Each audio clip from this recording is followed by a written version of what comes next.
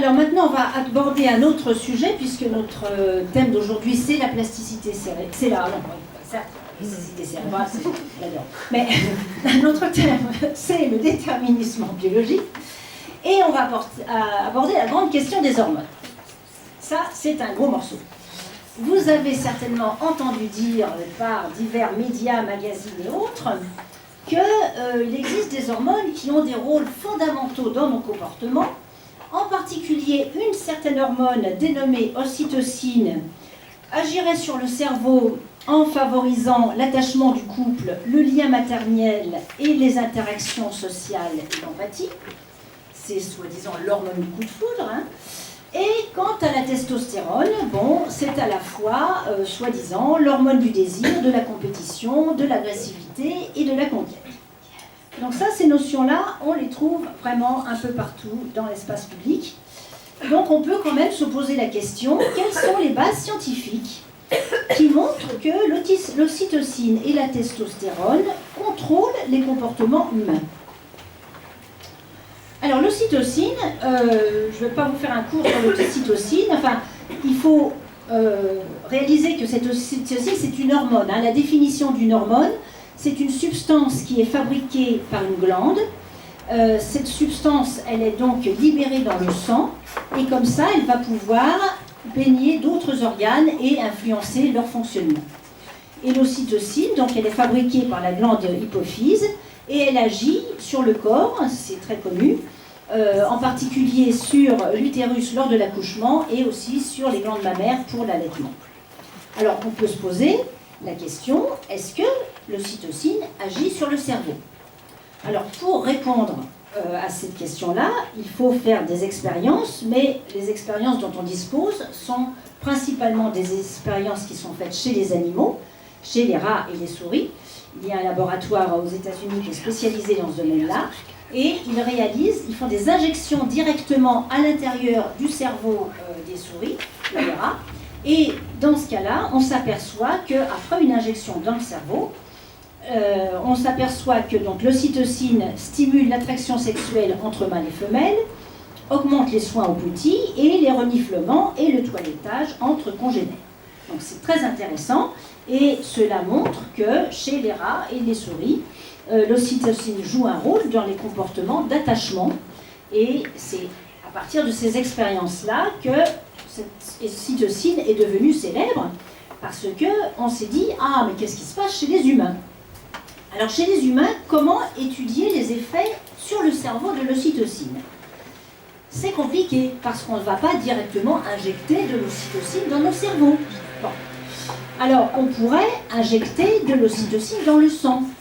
Mais manque de chance, si on injecte de l'ocytocine dans le sang, elle ne peut pas pénétrer dans le cerveau, parce que le cerveau est protégé par une sorte de ce qu'on appelle la barrière hémato-encéphalique, enfin, une sorte de tissu dans les vaisseaux sanguins qui fait qu'il y a une sorte de filtre, et l'ocytocine ne peut pas pénétrer dans le cerveau à partir du sang.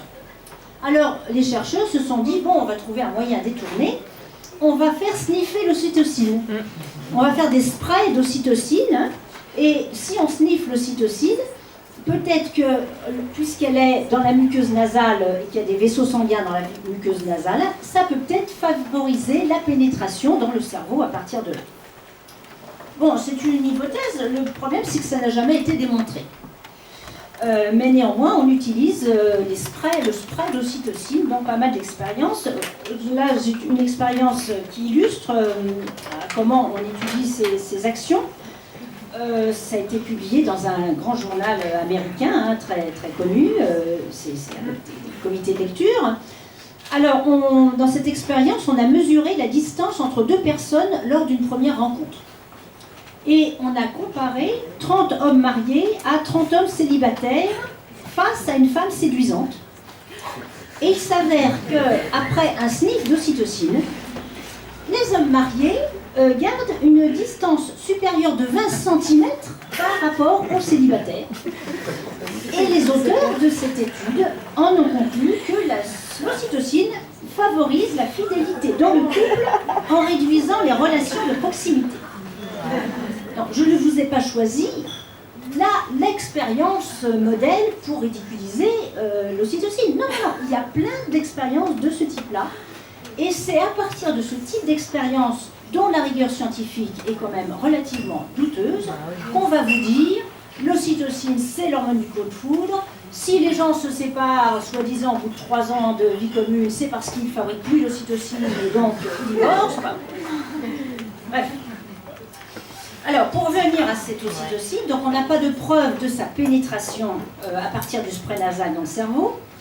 Et en admettant qu'elle passe dans le cerveau, pour qu'une hormone puisse agir sur des neurones dans le cerveau, il faut qu'elle se fixe sur ce qu'on appelle des récepteurs. Or, on n'a jamais trouvé dans le cerveau humain des récepteurs à l'ocytocine. Il y en a dans le cerveau des rats et des souris, hein, c'est pour ça que l'ocytocine a des effets sur le comportement. Mais chez l'humain, on n'a pas trouvé de récepteur à l'ocytocine. Bon. Et toutes ces expériences, comme vous l'avez vu, elles sont faites en plus dans des conditions laboratoires et sur peu d'individus. Donc, à l'heure actuelle, il n'existe pas de données scientifiques suffisamment solides pour dire que l'ocytocine joue un rôle dans les liens amoureux et dans les liens sociaux. Mais malgré tout ça, derrière l'ocytocine et les sprays, il y a un énorme marché. Si vous allez voir sur Internet, hein, l'ocytocine, on vous la présente comme étant une sorte de filtre d'amour, hein, c'est-à-dire vous allez pouvoir apaiser tous les conflits dans les relations amoureuses, dans les relations professionnelles. Ça marche même avec les chiens. Enfin, c'est vraiment très bien. Donc il y a des déodorants, il y a des savons, il y a de la mousse à raser, enfin, il y a beaucoup de produits à base d'ocytocine. Voilà, il faut savoir, hein, c'est une information pertinente quand même. Bon, maintenant, on va passer à la testostérone. Donc cette testostérone, là aussi c'est une hormone, hein, elle est libérée dans le sang, elle est fabriquée essentiellement par les testicules chez les hommes, mais aussi dans les deux sexes, elle est fabriquée par des petites glandes qui s'appellent les glandes surrénales, qui fait que les femmes aussi ont dans leur sang de la testostérone, mais en plus faible quantité que les hommes. Alors cette testostérone, elle a des actions bien connues sur le corps, sur la pilosité, sur le volume musculaire, c'est bien clair. Et à nouveau, on se pose la question, quels sont ses effets sur le cerveau ? Alors, chez les animaux, on a des tas d'expériences qui montrent que des injections justement de testostérone dans le sang, hein, parce qu'elle passe dans le cerveau, ça stimule l'attraction sexuelle et aussi ça renforce l'agressivité entre les mâles. Mais chez les humains, on n'a pas beaucoup d'éléments qui permettent de montrer qu'il existe une relation de cause à effet entre la testostérone et des comportements amoureux ou agressifs, parce que l'expérimentation chez l'humain, c'est, comme vous l'avez vu, extrêmement compliqué, et que, en plus, le cerveau humain n'est pas comme un cerveau de rat ou de souris. Alors voici une expérience faite sur un groupe d'hommes sains d'âge moyen 35 ans.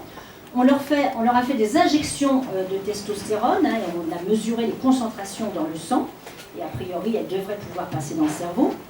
Et on a suivi ensuite ces personnes pendant 3 mois, et on les a soumises à un questionnaire tous les 15 jours, concernant désir et activité sexuelle, comportement associé à l'agression, l'irritabilité, agression verbale et physique vis-à-vis du partenaire, humeur, confiance en soi. Et cette étude a montré que l'injection de testostérone n'a pas eu d'effet statistiquement significatif sur les comportements testés. Là, encore une étude qui a été faite sur un très gros échantillon de personnes, où on a fait donc une étude épidémiologique, et on a, dans une population générale d'hommes adultes en bonne santé, on leur a mesuré la concentration de testostérone dans le sang, et cette étude, sur une population très importante, n'a pas montré qu'il existait de relations statistiquement significatives entre désir sexuel, agressivité et comportement et concentration de testostérone dans le sang dans cette population d'hommes sains en bonne santé. Et d'autres études ont été faites chez des adolescents dont certains peuvent montrer des comportements violents. Et ces études montrent que quand ces adolescents ont des comportements violents, ces comportements existaient bien avant la puberté. Et donc que ce n'est pas le pic de testostérone à la puberté qui entraînerait l'émergence de ces comportements violents. Donc, maintenant, on se pose la question, pourquoi justement, contrairement aux rats et aux souris, l'être humain échappe à l'action des hormones? Donc, la réponse tient à l'évolution qui a doté l'être humain d'un cerveau unique en son genre, avec en particulier le développement exceptionnel de ce fameux cortex cérébral. Et ce cortex cérébral, il s'est tellement en fait développé en surface qu'il a dû se plisser pour arriver à tenir à l'intérieur de la boîte crânienne. Et à l'heure actuelle, avec des méthodes informatiques, on est capable de modéliser un cortex cérébral. Vous avez ici un cortex dans le formol et là un cortex modélisé qu'on va donc pouvoir déplier virtuellement, et on s'aperçoit alors que sa surface est de 2 mètres carrés sur 3 mm d'épaisseur. Donc ça fait beaucoup. Ce cortex cérébral, c'est le siège des fonctions cognitives les plus élaborées, c'est-à-dire l'intelligence, les capacités de raisonnement, de mémoire, d'attention. Et ce cortex cérébral que vous voyez ici, en fait, il contrôle toutes les régions profondes du cerveau qui, elles, sont impliquées dans les comportements instinctifs et dans les émotions. Vous avez ici modélisé toutes les relations, toutes les fibres nerveuses qui sont schématisées ici, qui relient le cortex cérébral aux régions profondes du cerveau. C'est-à-dire que ce cortex cérébral, grâce à toutes ces connexions nerveuses, il va en quelque sorte court-circuiter tous les programmes biologiques instinctifs qui sont programmés par les hormones. C'est-à-dire que chez l'humain, aucun instinct ne s'exprime à l'état brut. Nos instincts sont bien sûr ancrés dans la biologie, mais leur mode d'expression est contrôlé par le cortex cérébral et donc par la culture. Si on prend l'exemple d'un comportement instinctif complètement programmé génétiquement et complètement dépendant des hormones, en l'occurrence la faim, seul l'être humain est capable de dire « demain, moi, pour des raisons politiques, je fais la grève de la faim ». Et c'est pas parce qu'on a faim qu'on va voler des pommes à l'étalage. Si l'on regarde justement dans les différentes cultures et les différentes civilisations, les différentes ethnies, les comportements alimentaires, ces comportements alimentaires dépendent de façon étroite de la culture, de la socialisation du groupe qui va faire qu'il existe des règles pour les heures des repas, il existe des règles pour choisir les mets qui seront consommés. Le comportement de faim est complètement supervisé par la culture dans laquelle les êtres humains sont baignés. Je continue avec ce cortex cérébral. Donc, il occupe 80% du cerveau et sa surface est 10 fois plus étendue que chez les singes. Et donc, c'est cette extension énorme de surface du cortex cérébral chez les humains qui fait dire aux spécialistes de l'évolution que c'est vraiment ce processus-là qui a entraîné chez nous l'émergence des fonctions cognitives les plus élaborées, à savoir la pensée, le raisonnement, les capacités de langage, de conscience de soi, les capacités aussi d'imagination, les capacités de se projeter dans le futur, c'est-à-dire de dépasser le présent pour justement anticiper des situations. Cela nous confère une liberté de choix dans nos comportements. Cela nous confère un libre arbitre. C'est-à-dire que le fonctionnement du cerveau humain, le cerveau humain fonctionne d'abord et avant tout par des représentations mentales qui sont le fruit de stratégies intelligentes qui ne sont en aucun cas déterminées par les hormones. Mais malgré tout ça, comme vous le savez, il y a toujours la persistance de ces idées essentialistes au XXIe siècle qui laisseraient croire que l'être humain serait une machine neuronale pilotée par des hormones. Et cette façon de décrire l'humain hein, qui est quand même extrêmement dangereuse, pose évidemment des questions éthiques, c'est-à-dire qu'il est important de s'intéresser justement à l'impact social et politique de cette idéologie du réductionnisme biologique qui voudrait en fait justifier l'ordre social par un ordre biologique naturel. Bon, par exemple, on vient d'en parler, affirmer que l'ocytocine rend les femmes amoureuses, empathiques et maternelles, c'est-à-dire naturellement faites pour être fidèles à leur partenaire et s'occuper des enfants, c'est remettre en cause les conquêtes pour l'égalité sociale, économique et politique entre les femmes et les hommes. Et de même, prétendre que la testostérone donne aux hommes plus d'appétit sexuel que les femmes et que la violence résulte de pulsions hormonales irrépressibles, c'est remettre en cause les lois réprimant le harcèlement sexuel et les violences faites aux femmes.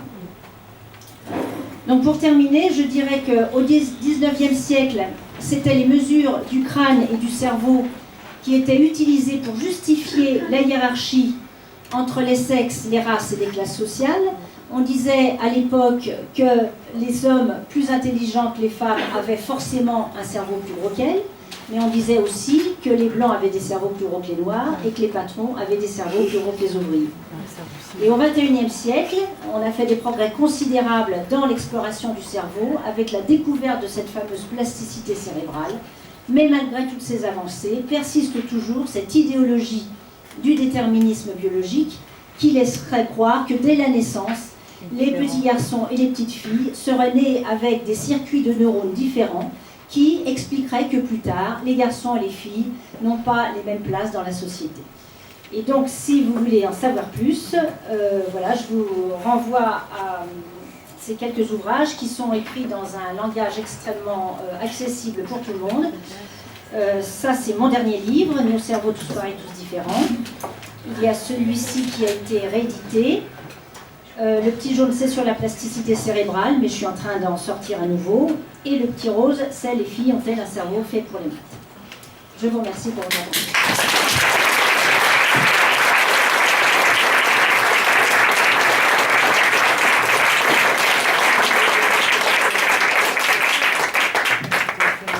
Merci beaucoup.